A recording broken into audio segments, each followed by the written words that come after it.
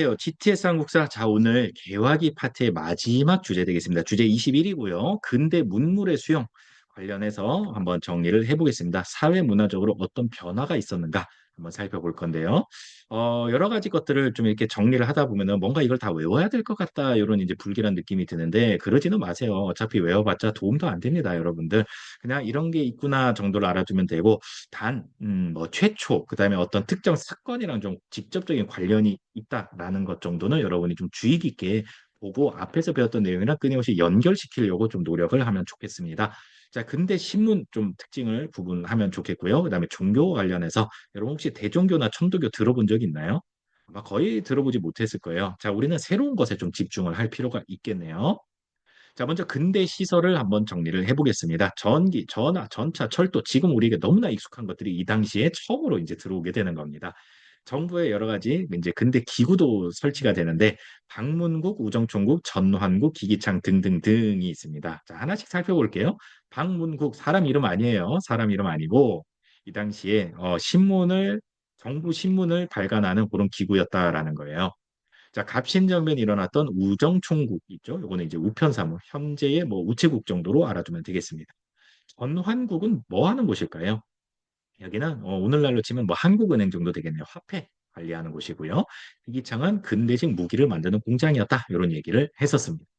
자, 병원, 우리나라 최초의 서양식 병원 광해원이었다가 이름을 제중원으로 이제 바꾸게 되고요. 자, 이번에는 학교를 한번 살펴볼게요. 근대 학교, 예전에 조선시대 때는 이제 서당이 있었죠. 이게 이제 근대 학교로 바뀌게 되는데, 자, 민간인들이 세운 학교, 사립학교라고 우리가 볼 수 있겠네요. 그중에 이제 최초는 1883년도에 북한 원산 지역에서 만들어진 원산 학사라고 볼 수 있겠습니다. 그리고 그 이후에는 이제 외국 선교사들에 의해서 뭐 배재 학교, 뭐 이화 학교, 뭐 이렇게 우리가 지금 서울에서 볼 수 있는 유명한 자사고들 다 이 시기에 이제 외국 선교사들에 의해서 많이 세워졌다라는 거고요. 그다음에 이제 관립학교, 요새로 치면은 국립학교 또는 공립학교라고 볼 수 있는데 그중에 이제 통역관을 양성하기 위해서 이제 뭐 동문학, 그다음에 이제 양반 자제들을 교육하기 위한 학교로 육영공원. 여러분 공원이라고 해서 파크를 생각하면 안 됩니다. 우리가 이렇게 뭐 피크닉하는 그런 공원이 아니에요. 육영공원은 학교입니다. 학교, 국립학교라고 알아두면 되겠습니다. 자, 그리고 가보개혁 중에 고종이 교육 입국 조서를 발표를 하면서 근대 학제, 근대 학교 시스템이 만들어지고 소학교, 중학교, 사범학교가 설립이 된다라는 거 이미 우리가 공부했던 거 다시 한번 정리를 했습니다. 자, 이번에는 근대 신문 한번 살펴볼게요. 한성순보는 우리나라 최초의 근대 신문인데 나라에서 발간을 했어요. 그 나라에서 발간한 신문은 우리가 관보라고 얘기를 하죠. 주로 정부의 정책을 홍보하는 그런 역할을 했었습니다. 자, 1896년도에 발간된 독립신문 서재필이 발간을 했고요. 최초의 민간신문이자 최초의 한글신문이라고 볼 수 있겠습니다. 그 전에 한성순보는 한문으로 쓰여져 있었거든요. 자, 황성신문이라는 게 있어요. 자, 황성신문은 왜 유명해졌냐면요. 을사늑약 체결 직후에 장지연이라는 사람이 시일야 방성대곡이라는 사설을 싣거든요. 이날을 목놓아 통곡하노라라는 그런 제목이에요. 그걸 이제 한문으로 표현을 했던 거죠.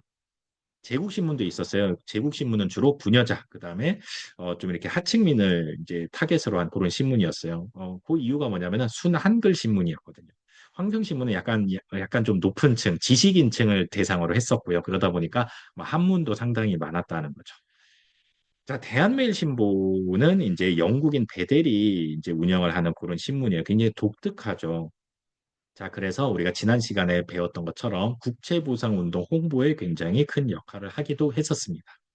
종교를 좀 정리를 해볼게요. 자, 천주교는 주로 이제 사회복지 사업에 지금도 그렇죠. 예, 굉장히 집중을 합니다. 고아원, 양로원 운영을 했고요. 개신교는 조금 이제 교육 그래서 학교를 많이 세우고요. 또 병원도 많이 세워요. 그래서 유명한 병원 또 유명한 학교들은 대부분 다 이 시기에 개신교, 그 기독교죠. 기독교 선교사들에 의해서 많이 세워지게 되고요. 또 여러 가지 사회복지시설 지금 남아 있는 것들은 또 대부분 또 이 시기에 천주교 신부들에 의해서 또 세워졌다라는 거예요. 별로 어려운 건 없고요. 자, 그다음에 유교와 관련해서는 박은식의 유교 구신론을 이제 저술을 하고 이제 유교 개혁을 좀 해야 된다. 이런 이제 주장을 하게 되고요. 그다음에 이제 불교계에서는 또 한 용언이 유명하죠. 불교 유신론을 통해서 불교 자주성을 회복해야 된다라고 주장을 합니다. 자, 그리고 여러분이 좀 생소할 종교가 바로 대종교입니다. 대종교는 나철과 오기호가 1909년도에 단군 신앙을 바탕으로 만든 종교예요. 대종교잖아요. 큰 종교라는 거예요. 왜? 우리는 큰 민족이다 이거죠. 왜 우리가 큰 민족일 수밖에 없느냐? 우리 조상 시조가 너무 큰 위대한 인물이기 때문이다. 그게 누구냐? 바로 단군 아니겠습니까? 그래서 대종교 하면은 단군 신앙을 바탕으로 했었다라는 거 알아두면 되겠고요. 자, 천도교도 여러분이 아마 처음 들어볼 거예요. 천주교가 아니고요. 천도교입니다. 천도교는요, 손병희가 친일화된 동학에서 빠져나와서 이제 동학을 이름을 바꾼 거예요. 동학농민운동 이후에 동학이라는 종교가 점점 친일화되는 경향을 보이거든요. 그래서 이제 손병희가 이대로는 안 되겠다. 걔네들하고는 이제 친일화된 동학교도들하고는 손절하고 요 이름을 천도교로 바꿔서 지금까지 이어져 오고 있는 겁니다. 자, 여러분 대종교와 천도교가 좀 헷갈릴 거예요. 잘 구분해 두세요. 자, 일제 침략으로 민족이 위기에 처하니 당연히 우리나라 정신을 좀 지켜야 되지 않겠습니까? 그게 바로 이제 국사와 국어 연구예요.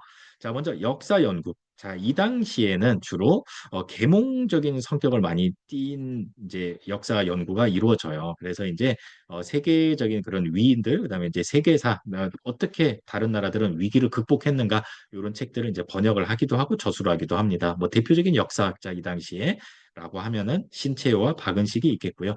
또 국어 연구도 활발하게 이루어지게 되죠. 그래서 이제 국문연구소가 설치가 되고 이곳에서 이제 주시경, 지석영 같은 이제 국어학자들이 또 우리나라 말과 글을 또 연구하기도 합니다.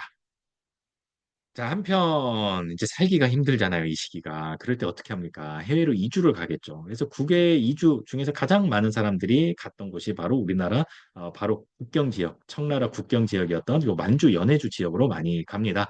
가서 뭘 합니까? 땅이 너무 척박하죠. 일단 먹고 살기 위해서 황무지를 개간을 해야 됩니다. 농사 지을 수 있게. 그리고 이제 일제 강점기로 넘어가게 되면은 이 지역에 독립운동 기지가 차례대로 건설이 돼서 무장 독립 전쟁을 전개할 수 있는 기반을 마련하게도 되고요. 자, 미주 지역, 아메리카 지역이에요. 주로 이제 미국, 또 뭐 하와이, 뭐 멕시코 이 지역을 얘기를 합니다. 아메리카 대륙으로도 이제 많은 사람들이 이주를 하는데, 이 미주 지역으로의 이주는 최초의 합법적인 이민으로 알아두면 되겠습니다. 가서 이렇게 지금은 뭐 이렇게 미국에서 산다 이러면 되게 부러워하고 막 이러는데, 이 당시는 상당히 열악했어요. 요새도 그렇잖아요. 우리나라 사람들이 어렵고 더럽고 힘든 일을 하기 싫어하잖아요. 그러면 어떻게 합니까? 우리보다 좀 경제력이 떨어지는 나라의 외국인 노동자들이 그 자리에서 열심히 일을 하고 있잖아요. 이 당시에 우리나라 사람들이 딱 그런 입장이었던 거예요. 미국 사람들이 일하기 싫어하는 것, 굉장히 힘들고 이런 일들을 이때 당시에 이주했던 우리나라 사람들이 담당을 했는데 그 대표적인 게 바로 사탕수수 농장이에요.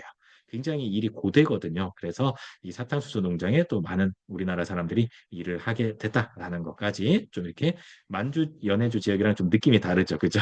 예, 그렇게 좀 알아두면 되겠습니다.